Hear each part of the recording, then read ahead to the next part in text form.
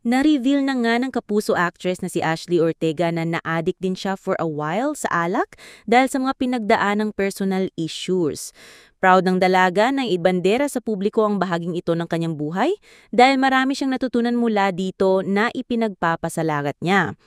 There was a time that I was an alcoholic ang pag-anggi ni Ashley sa vlog ng negosyanteng si Ana Magkawas.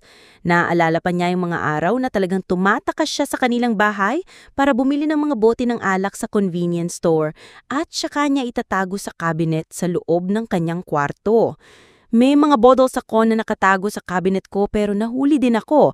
Actually, nahuli ako ng mami ko. Dun talaga nagalit siya sa akin. Sisirain mo yung buhay mo? Ang sabi daw sa kanya ng ina. Isa sa mga dahilan ng pag-inom ng aktres at dating PBB Celebrity Collab Edition housemate ay ang kanyang showbiz career. Iniisip ng dalaga kung bakit puro supporting roles ang ibinibigay sa kanya kumpara sa mga kasabayan niya na puro nagbibida na.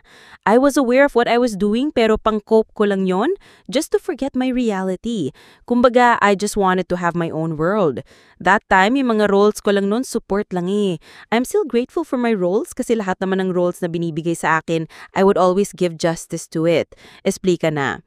Sinasabi ko lang sa sarili ko na sana magka-leading show na rin ako balang araw. Nasa-stress din ako seeing them be like that.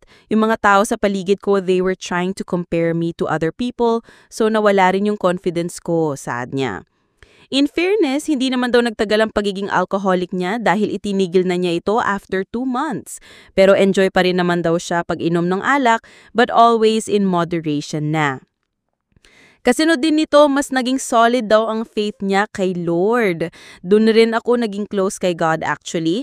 Kaya nawala rin ako sa phase na yon. It's because I started praying, talking to God every day. When I started praying every day, mas umukay na rin yung life ko, ani niya pa. Dagdag pa ng Kapuso Star, I'm so proud of Ashley 7 years ago. I'm proud na napagdaanan niya yon and I'm proud na nalagpakan niya yon. Isa sa mga role na tumatak sa mga manonood at talagang pinuri siya ng bonggang-bongga ay ang pagganap niya bilang Madring Ginahasa sa GMA Primetime series na Pulang Araw kasama sina Alden Richards, Dennis Trillo, Sanya Lopez at Barbie Forteza.